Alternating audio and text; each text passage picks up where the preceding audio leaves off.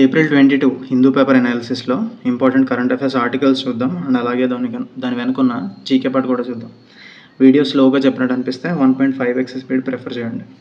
So ఇక్కడ మనకి first of all April 22 importance ఏంటంటే Earth Day, world Earth Day April 22. So year 2025 theme ఏంటంటే our power our planet. So ఈ Earth Day మనం ఎందుకు జరుపుకుంటాం అంటే మన న్యాచురల్ రిసోర్సెస్ ఏవైతే ఉన్నాయో ఎర్త్ మీద వాటిని ప్రొటెక్ట్ చేయాలి, కన్జర్వ్ చేయాలి అని చెప్పేసి అవేర్నెస్ క్రియేట్ చేయడం కోసం to celebrate this day as Earth Day April 22. So theme important our power our planet. And ఇక్కడ మనకి హెడ్లైన్ ఏంటంటే Pope Francis a cheerful reformer dies aged 88. సో ఈయన పోప్ ఫ్రాన్సిస్ చనిపోయారని చెప్తున్నారు ఇక్కడ 88 ఏజ్లో. సో ఇక్కడ మనకి ఈ ఆర్టికల్ ఏంటంటే ఈయన అర్జెంటీనాకి సంబంధించిన వ్యక్తి.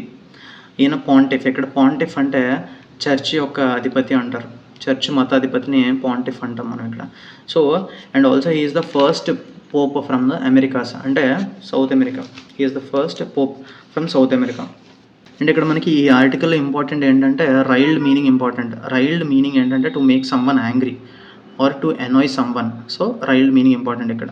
అండ్ ఇక్కడ మనకి నెక్స్ట్ ఆర్టికల్ ఇక్కడ cobra full form important, commando battalion for resolute action. ఈ కోబ్రా బెటాలియన్ ఆఫ్ సిఆర్పిఎఫ్ ఏంటంటే మావోయిజంని టెర్రరిస్ట్ అవుట్ఫిట్స్కి అగెనిస్ట్గా తయారు చేసిన ఒక బెటాలియన్ వచ్చేసి కోబ్రా. అండ్ ఇక్కడ మనకి లూగు హిల్స్ అనేవి జార్ఖండ్లో ఉన్నాయి, అంటే బొకారో ప్లేస్లో జార్ఖండ్లో ఉన్నాయి లూగు హిల్స్. అండ్ ఇక్కడ మనకి నెక్స్ట్ ఆర్టికల్లో SC direction writ petition West Bengal గవర్నమెంట్లో ప్రెసిడెంట్ రూల్ ఇంపోజ్ చేయాలని చెప్పేసి ఒకరు రిట్ పిటిషన్ అనేది వేశారు సుప్రీంకోర్టులో. సో సుప్రీంకోర్టు ఏంటంటే సమ్ జడ్జ్మెంట్ ఇచ్చింది. కాకపోతే ఈ ఆర్టికల్ మనకి ఇంపార్టెంట్ థింగ్ ఏంటంటే ఆర్టికల్ 355. ఆర్టికల్ 355 ఏం చెప్తుందంటే duty of the union government to protect every state against external aggression కానీ ఇంటర్నల్గా డిస్టర్బెన్సెస్ ఏమైనా ఉన్నా వాటికి అనుగుణంగా, అంటే కాన్స్టిట్యూషన్కి అనుగుణంగా ఈ యూనియన్ గవర్నమెంట్ యొక్క డ్యూటీ స్టేట్ గవర్నమెంట్ని ప్రొటెక్ట్ చేయడం అనేది ఆర్టికల్ 355లో మెన్షన్ చేసింది. So article 355 important. అండ్ ఈ కేసుని డీల్ చేసిన వ్యక్తి ఏంటంటే సుప్రీంకోర్టు జడ్జ్ బిఆర్ గవాయ్. ఈయన మనకి next chief justice of India అవ్వబోతున్నారు. అండ్ ఆల్సో మనకి ఇక్కడ అటార్నీ జనరల్ ఎవరంటే ఆర్ వెంకటరమణి. అండ్ ఇక్కడ మనకి నెక్స్ట్ ఆర్టికల్లో మనకి స్టార్ టోటాయిస్ గురించి వచ్చింది. దాని వెనుకున్న స్టాటిక్ పార్ట్ చూద్దాం. ఈ స్టార్ టోటాయిస్ అనేది కంప్లీట్లీ హెర్బివోరస్. ఇది హెర్బివోరస్ అంటే ఆకులు, సమ్వాట్ గ్రీన్ లీవ్స్ అనేది తిని బతుకుతుంది ఇది. And it is endemic to sub continent including India and Pakistan, లేదంటే శ్రీలంక, సౌత్ ఇండియాలో మేజర్లీ ఉంటాయి ఇవి స్టార్ టోటాయిసెస్. అండ్ ఇవి మనకి వల్నరబుల్ స్టేటస్లో ఉంది, ఐయుసిఎన్ స్టేటస్ వల్నరబుల్. అండ్ మనకి షెడ్యూల్ 1లో ఉంది, వైల్డ్ లైఫ్ ప్రొటెక్షన్ యాక్ట్లో షెడ్యూల్ 1లో ఉంది. అండ్ సైట్స్లో అపెండిక్స్ 1లో లిస్ట్ చేసింది. సో వల్నరబుల్ అపెండిక్స్ 1లోని అండ్ షెడ్యూల్ 1లోని లిస్ట్ చేసింది ఈ స్టార్ టోటాయిస్. అండ్ ఇది మనకి క్రాపిస్క్యులర్ అంటే ఎర్లీ మార్నింగ్ చాలా యాక్టివ్గా ఉంటుంది. అండ్ ఆల్సో లేట్ ఆఫ్టర్నూన్ ఇవి యాక్టివ్గా ఉంటాయి, రిమైనింగ్ టైమ్ ఇన్యాక్టివ్గా ఉంటాయి. సో క్రాపిస్క్యులర్, దీని మీనింగ్ కూడా ఇంపార్టెంట్ మనకి. సో అండ్ ఇక్కడ నెక్స్ట్ ఆర్టికల్ మనకి ఆండ్రా రిజర్వాయర్ గురించి ఇచ్చారు. ఈ ఆండ్రా రిజర్వాయర్ అనేది ఏ రివర్ మీద ఉంది అనేది ఇంపార్టెంట్. చంపావతి రివర్. ఇది మనకి విజయనగరంలో ఉంది. అండ్ ఇక్కడ Dhaulagiri peak 7th highest peak in the world. ఇది నేపాల్లో ఉంది. 7th highest peak in the world ఏంటంటే ధౌలగిరి. ఇక్కడ ఈ హెడ్లైన్ ఏంటంటే state government plans to build international cricket stadium in Amaravati sports city. So మన state government, AP state government international cricket stadium build చేయాలని చెప్పేసి ప్లాన్ చేస్తుంది అమరావతిలో. అండ్ ఇక్కడ ఈ ఆర్టికల్లో మనకి దీని మీనింగ్స్ ఇంపార్టెంట్. నాన్ ఎజినేరియన్ అంటే పర్సన్స్ ఎవరైతే 90 ఏళ్ళు దాటి ఉంటారో, 90 నుంచి 99 మధ్యలో ఉన్న వాళ్ళని నాన్ ఎజినేరియన్ అని చెప్పేసి అంటాం.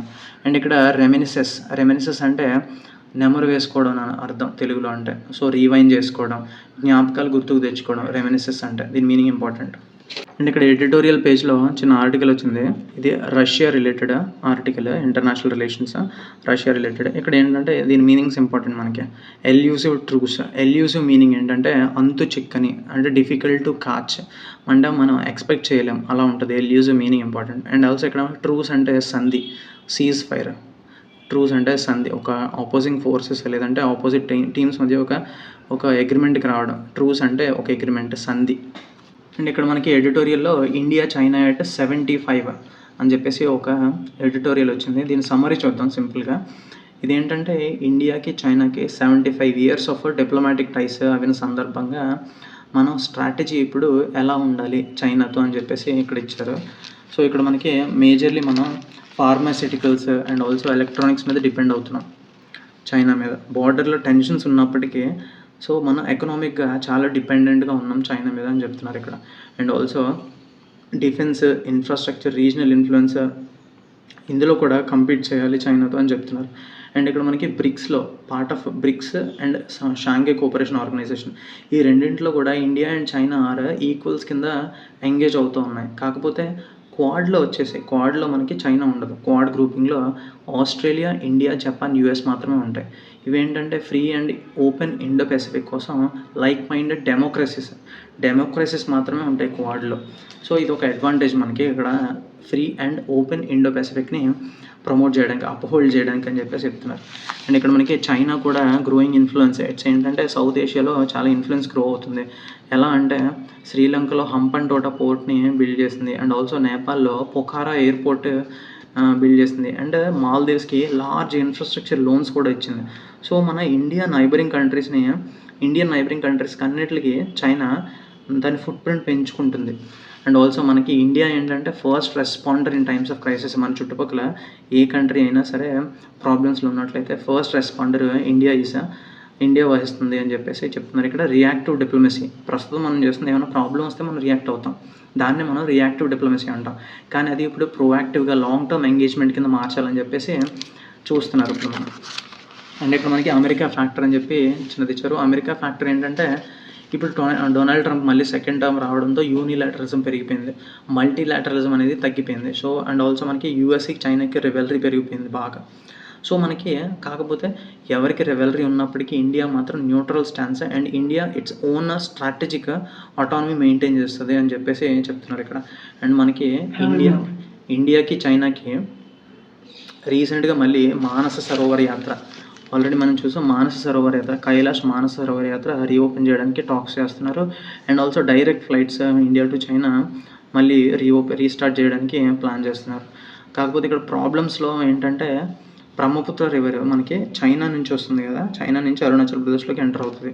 అక్కడ వాళ్ళు బ్రహ్మపుత్ర నదిని యార్లుంగ్ సాంగ్పో అని పిలుస్తారు.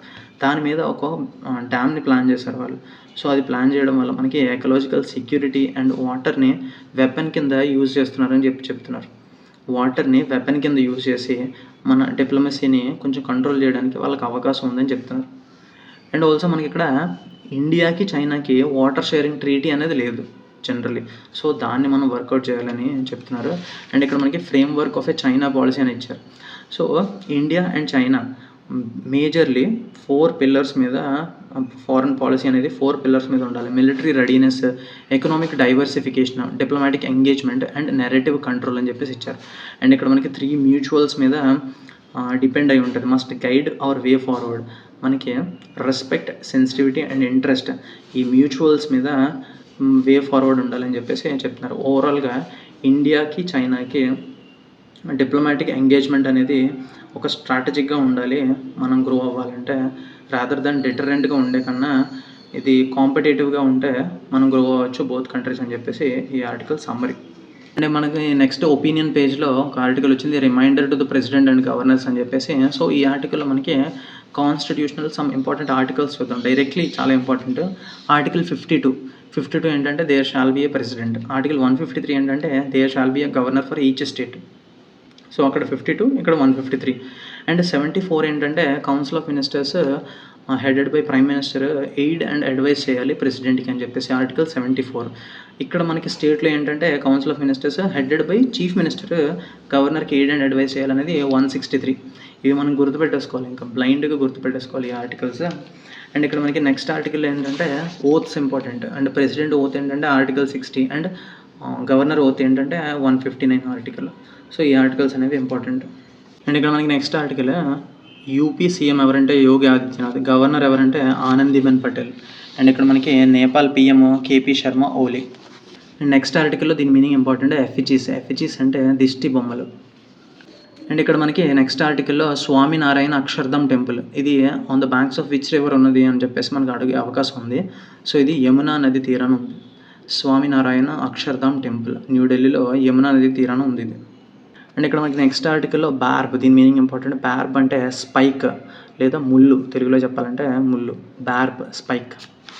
అండ్ ఇక్కడ మనకి rank and file idiom important. Rank and file ఏంటంటే ordinary workers of an organisation, అంటే సీనియర్స్ కాదు, లేదంటే ఆఫీసర్స్ కాదు, ఆఫీసర్స్ కాకుండా సీనియర్స్, అది కాకుండా లోవర్ ర్యాంక్ పీపుల్ ఉంటారు కదా ఒక ఆర్గనైజేషన్లో, ఆర్డినరీ వర్కర్స్ ఉంటారు కదా వర్కర్స్, వాళ్ళని మనం rank and file of an organisation అంటాం. Rank and file. సో ఈ ఈడియం ఇంపార్టెంట్, ఎస్పెషలీ ఎస్ఎస్సీ ఎగ్జామ్స్కి. ఇది ప్రీవియస్ ఇయర్ క్వశ్చన్ కూడా. అండ్ నెక్స్ట్ ఆర్టికల్ మనకి Bihar's second Amrit Bharat train connecting to the state of Maharashtra PM flag off చేయబోతున్నారు బీహార్లో అని చెప్పేసి ఇక్కడ ఇచ్చారు. అండ్ ఇది మనకి మ్యానుఫ్యాక్చర్ చేసింది ఎక్కడంటే integral coach factory. It is located in Chennai near Perambur. Integral coach factory, ఇది ఇంపార్టెంట్. నిన్న అనాలిసిస్లో కూడా చూసాం ఇంటిగ్రల్ కోచ్ ఫ్యాక్టరీ గురించి వచ్చింది మనకి.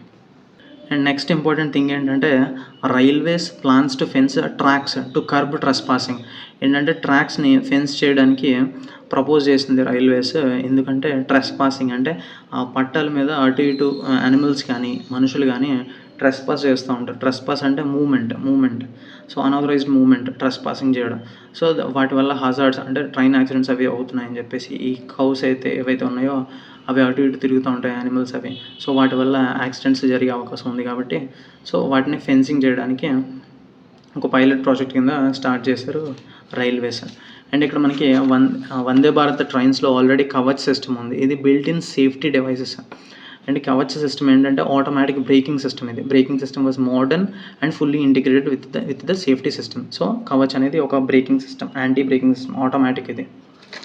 అండ్ ఇక్కడ మనకి నెక్స్ట్ ఆర్టికల్లో 2 ISRO satellites dock successfully for the second time అని చెప్పేసి ఇచ్చారు. సో ఇది స్పేడెక్స్ మిషన్. ఇది అంటే స్పేస్ డాకింగ్ ఎక్స్పెరిమెంట్ మిషన్. ఇది మనకి ఇస్రో చేస్తుంది. ఇది మనకి సెకండ్ డాకింగ్ కూడా కంప్లీట్ చేసింది. 2 శాటిలైట్స్ SDX-01 ఇది చేశారు. అండ్ SDX-02 ఇది టార్గెట్. ఇది docking is nothing but already ఒక శాటిలైట్ ఆల్రెడీ మనకి స్పేస్లో ఉంది. మనం ఒక శాటిలైట్ పంపించి దానికి ఫిక్స్ అయ్యేటట్టు చేయడం డాకింగ్ అంటే. డాకింగ్ ఈజ్ నథింగ్ బట్ దానికి ఫిక్స్ అయ్యేటట్టు చేయడం. సో అలా అని చెప్పి మనకి సెకండ్ డాకింగ్ కూడా కంప్లీట్ చేశారని చెప్పేసి మన union minister science and technology Jitendra Singh గారు చెప్పారు. సో ఇది ఆల్రెడీ స్పేడెక్స్ మిషన్ మనకి PSLV C-60 ద్వారా పంపించాం మనం December 30, 2024లో.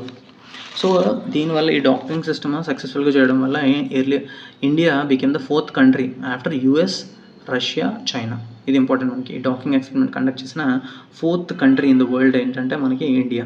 First US, Russia, China. After these countries India conduct చేసింది ఇది.